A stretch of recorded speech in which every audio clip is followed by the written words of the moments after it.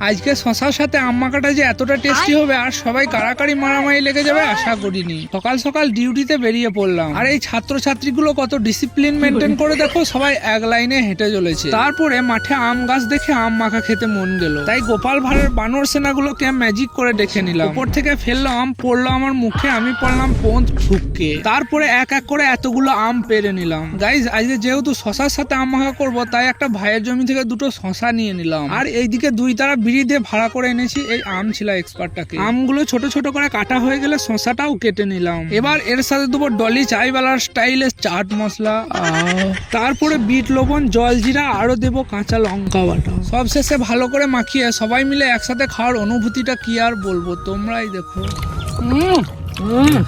লঙ্কাটা খানিক চিবিং দেখালি, এটা এত টেস্ট হয়েছিল সবাই কাড়াকাড়ি মারামারি লেগে গেল। আম মাখার ফুল ভিডিও দেখতে চাইলে নিচে এখানে ক্লিক করে দেখে নাও।